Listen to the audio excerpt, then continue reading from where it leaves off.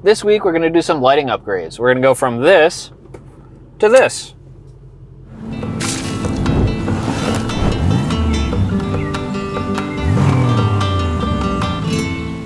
All right, so before we install any lights, we need to figure out how we're going to turn them on and off. So switches are obvious, but where to put them? There's a bunch of options, like kind of up here would be nice, but some cars had nav. Up here would be nice because there's normally a sunglass holder, but if you have the pano sunroof, there's a motor behind it. So I settled on using the ashtray location because you shouldn't smoke anyway.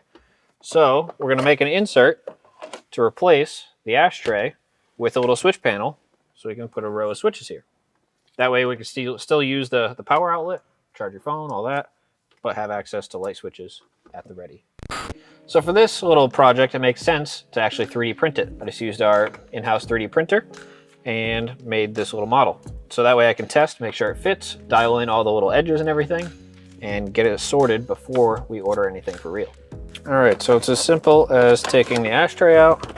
There's this nice little notch here where we'll be able to tuck our wiring. This uses the same clip as the ashtray, so you kind of just go in on this side. It fits a little snug, which is what I wanted, and clips right in. So that way it's nice and stable, there's no flex anywhere. It stays in pretty good. All right, since I was able to dial in the 3D print over a couple versions like that, we ordered the ABS plastic one. So this is that vacuum formed two-piece design I showed you earlier. So this looks nice. I went with a matte black finish to kind of go along with all the interior trim stuff, make it look at home. And it should fit pretty much the same, assuming all the tooling's right, which it does.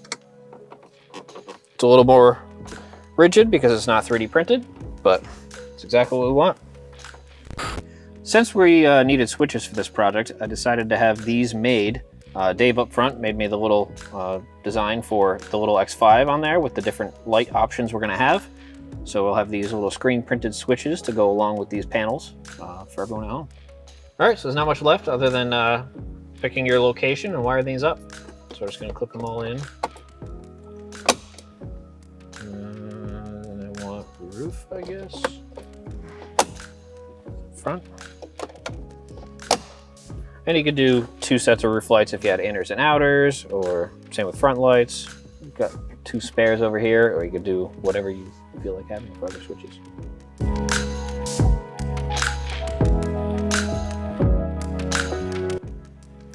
All right, now that we have a solution for the switches, we're gonna move on to installing some lights. So my preference for the roof lights is 4 individual lights. It's just a style I like better. Plus you can aim the outers and the inners in a different spot, but we'll get into that later. You can just as easily install a light bar, but this is what I'm going with, so we're gonna install them.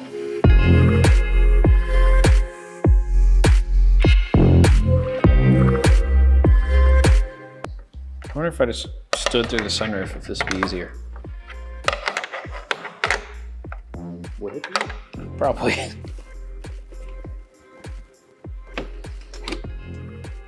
Yeah, that's easy.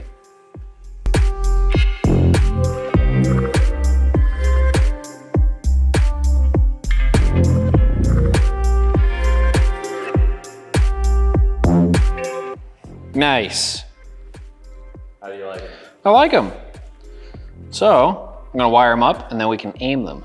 Right now, the upper pivot's loose, but figure out where I want to tuck all my wires. And yeah. Ow. Okay, for front lights, Tali actually designed a nice light bar mount across the nose. So he's gonna go over that design with you, and then we're gonna install it. Hey guys, my name's Tali with ECS Tuning. Today I'm gonna show you what I came up with for a front light bar mount for the E53 X5. So here we've got our scan data of a pre-facelift E53 X5. I've also got a LCI bumper in here just to make sure it fits. What I wanted to do was utilize the front toe points to make a light bar and then mount a couple of these large halo lights, and then also give some mounting provisions for pod lights or white bars, really whatever you want to fit up front. So what I did was I utilized both front toe points. It's perfectly symmetric. And then I had to make some custom bolts to go in here because they are a special thread for your toe point. And then it's just a pretty simple welded beam with plenty of holes for mounting whatever light configuration you want. Right now in there I've got mocked up some of the large Hella Rally 4000s because that's what I think looks the best. But you can do the Hella 500s or whatever light bar configuration you want. Something that I didn't add for prototype that I want to add for production is this extra toe point. Since you are losing both your toe points when you mount this light bar, I also wanted to add a pass-through, so you can add one of our ECS toe points. That way, if you need to be towed out from the front, you still have a toe point. You're not left out to dry.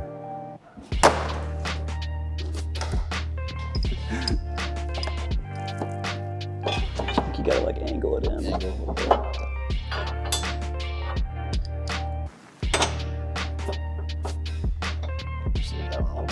Yep. So you get the side.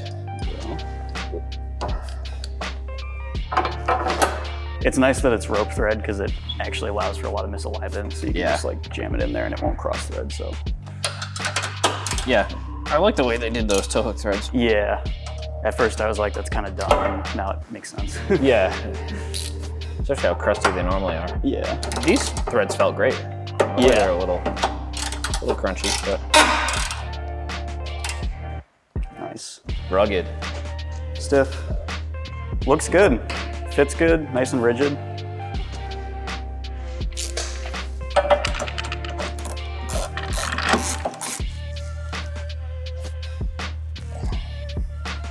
Oop.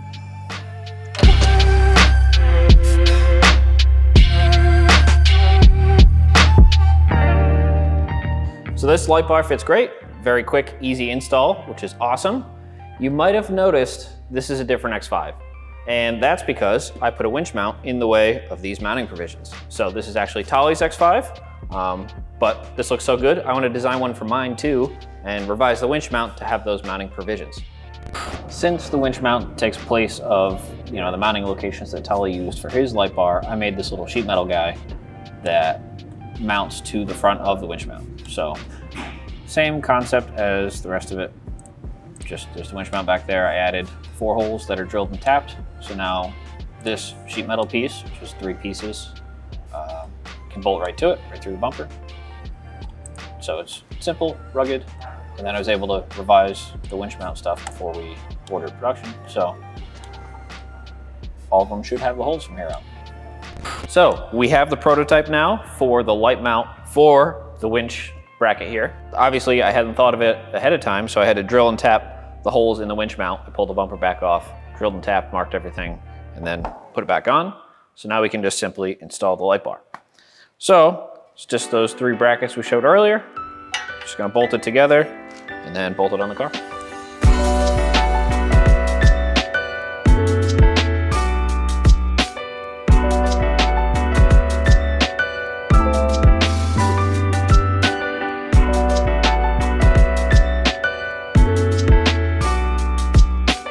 Bolted together. See how accurately I drilled these holes. Ooh, not bad. I printed a little paper template. Perfect. Cool.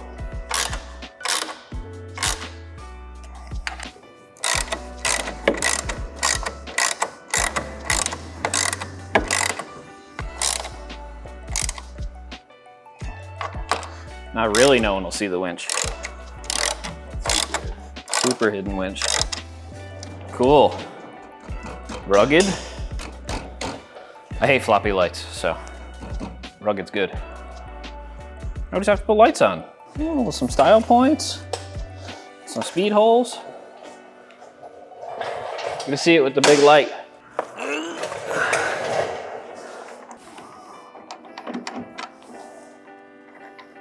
Yes. Cool. Look at these things. It's pretty tight. That was the other thing I wanted. Not hanging out a mile. It's not tight. Please don't fall. I'll tell you, I did that once, like back in the day. I bought a set of fog lights, was excited. I opened them up, standing up in the kitchen, just like opened the box and dropped it right on the floor and broke it. Like, didn't have them 5 minutes. Why? Like the lock washer expanded into my socket. Nice. Look at these things. Plug them in. Neat. How they look. I like them.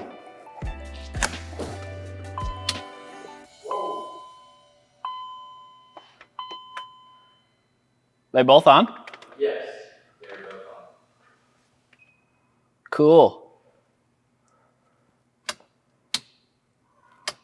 So the last lighting upgrade we're going to install is ditch lights. So if you don't know what ditch lights are, it lights up to, you know, where the ditches are, the bottom peripherals of your viewpoint. So Tali actually designed these brackets that bolt to the bottom of the hood hinges. So we're going to install these quick and get these lights on.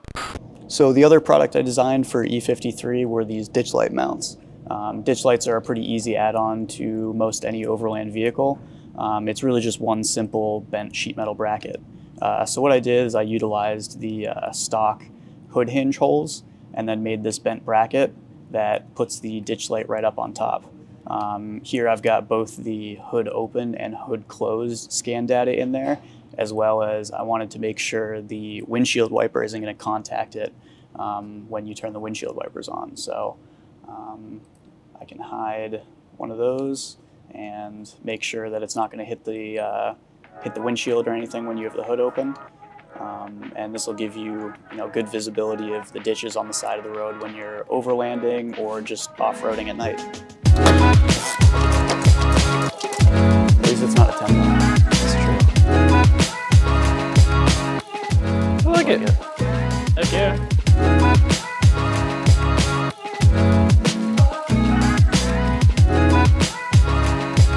Make sure the lid still lines up.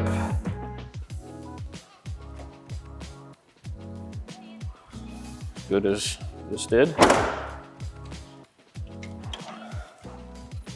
Nice. Nice. Heck yeah. Got all those words. Look at them all. It's a lot of stuff. We didn't focus too heavily on the wiring itself because depending on what lights you have, you're gonna have to set it up a little differently. But I did want to show you kind of what I did. You can grab power from the back side of this main power here, and I used that for the main power to my relays, not to actually trigger them. I used this ground point, just like where the winch, I used that for the ground point for the relays and stuff. And then there's a nice grommet on the firewall here that kind of goes into the footwell. So you can just poke that out with your finger, and then you have a nice access point into the car. All right, for the signal wire to the relays, I didn't want my lights to be able to be on with the key off. I wanted key on, ideally vehicle running, in order to have the lights on. So I found a power to the OBD plug down there that was switched. So I used that as the signal line to then trigger the relays. So I routed my wires down through the bottom corner of the ashtray. I put a little plug here, and I got my backlighting off of the hazard switch. So I found that wire somewhere, which was this gray and red fella. So that's the backlighting, so I can actually dim the lights on the switches. Now to run the wires to the roof, I just kind of followed up through this little trim piece here and the little rain gutter. So it's just this one little spot showing. It's pretty sleek. And then for the ditch lights, I just went through this little gap between the rain tray and the fender. So that goes under this trim. Wires don't get in the way of anything. And you really don't see too many, and that's good. All right, everything fits great. Lights are all installed. Next up, we're gonna aim everything and show you what you should do with that. All right, when you're aligning lights like this, you wanna be able to get to a nice flat wall, whether it's an industrial park with a big building you know of, or your own garage door. Obviously, the further back you get, the more accurate you're gonna be with your adjustments. We're gonna use our photo booth here, because it's a nice clean wall that you'll be able to see nicely. But yeah, let's get adjusting. Stock, this shows us, I know these headlights are decent on the road, so we're centered, which is good to know. I'm gonna start with the front light bar lights, which are those, which are actually pretty close already. I'm gonna fan them out a little bit. A wider view path by a little bit. head out of the way. So a little bit wider is nice. I'm gonna snug that down so we have the left to right pretty close. Now we can do the height. I would like a little higher than the stock headlight. See a little further, not a ton though. These will be higher, so they might be in people's faces. They're not meant to be used with traffic around. It's not terrible. Might be a little uphill. Get the Allen wrench for this.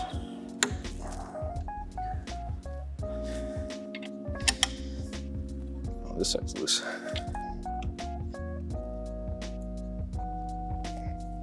Okay. Those are pretty good. Next up, I'm gonna shut those off and do the roof lights, which are a different color. They're a cheaper light. And they're all over the place. So I want a sort of wide pattern and higher, which is what we're dealing here. Kind of like that one. That's not bad. Go to the other side. Wider.